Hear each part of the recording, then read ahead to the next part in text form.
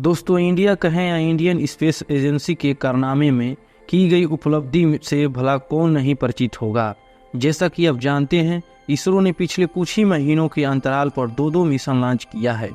अब चंद्रमा पर तिरंगा फहराने की बात हो, चाहे सूर्य की टेम्परेचर नापने के लिए आदित्य L1 मिशन की बात हो, दोनों की लॉन्चिंग सफल रही है। इसके बाद इसरो की नज़र शुक्र ग्रह पर भी है, क्योंकि इंडिया जल्द ही शुक्र ग्रह की रहस्यों का पता लगाने के लिए शुक्रयान-1 लॉन्च करने की तैयारी में है।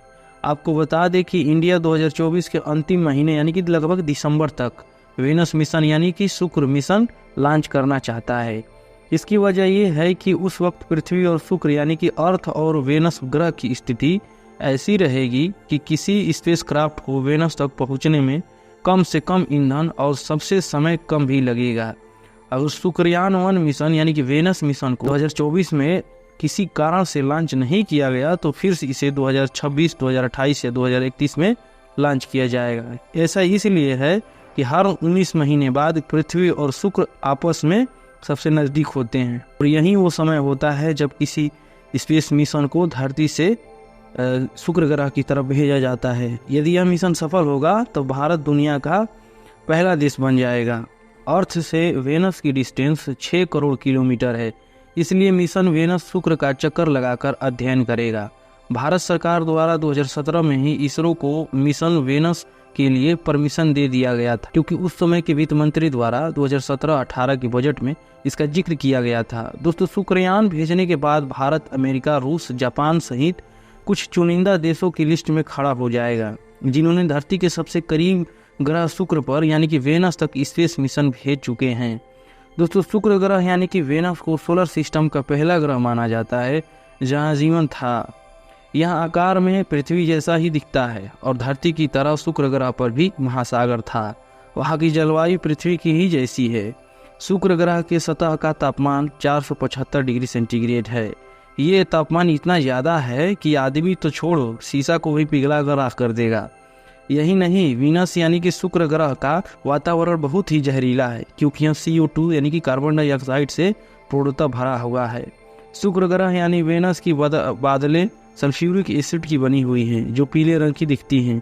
और तो और पृथ्वी के घनत्व से शुक्र ग्रह का घनत्व 50 गुना ज़्यादा है।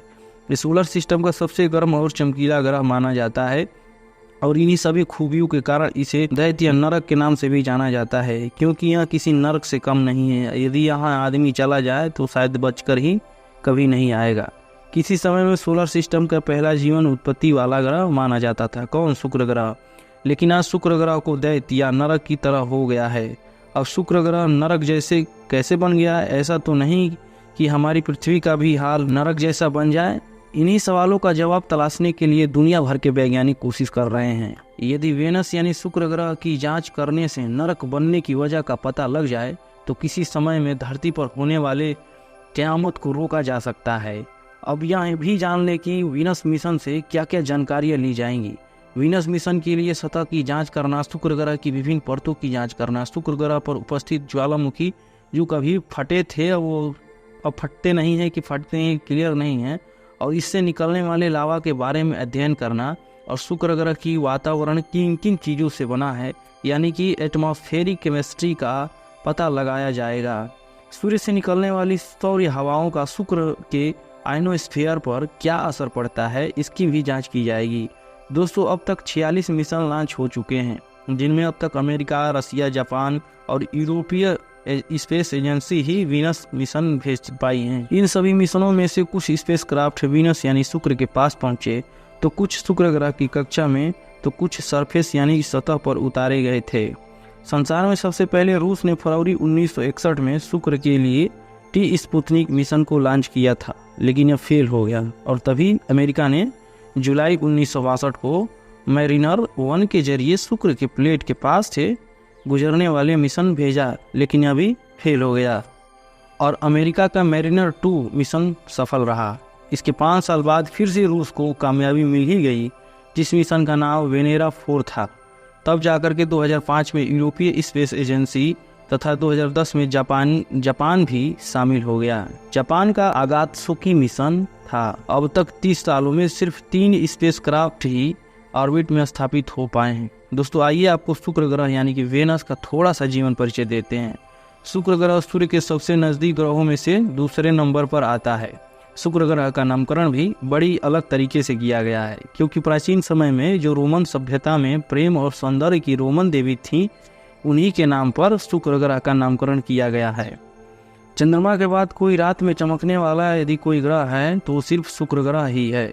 शुक्र ग्रह सूर्य के निकलने से पहले या डूबने के बाद केवल थोड़ी देर के लिए ही अधिकतम चमकता हुआ दिखाई देता है, इसलिए इसे सुबह या शाम यानी कि सांझ या भोर का तारा के नाम से भी जाना जाता है। शुक्र ग्रह को अर्थ का सिस्टर कहा जाता है। ऐसा इसलिए क्योंकि आकार, गुरुत्वाकर्षण, दूरी दोनों में ही पृथ्वी के समान है।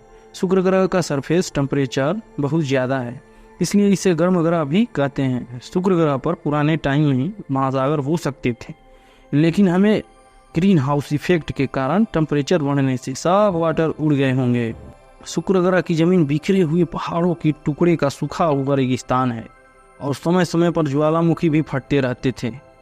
2020 में हुई दूरदर्शी शोध में इसके वायुमंडल में फॉस्फीन गैस के होने के प्रूफ मिले हैं, जिससे शुक्र ग्रह पर जीवन की संभावना और अधिक बढ़ गई है। और अब तो ऐसा हो गया है कि जितने भी स्पेस एजेंसी वाले देश हैं उन सब में एक होड़ सा लग गया है कि कौन पहले वहां पर सॉफ्ट लैंडिंग करेगा और शुक्र ग्रह की अधिक से अधिक खोज करेगा, जांच करेगा। तो दोस्तों आशा करते हैं कि वीडियो आपको अच्छी लगी होगी। फिलहाल के लिए धन्यवाद, मिलते हैं अगली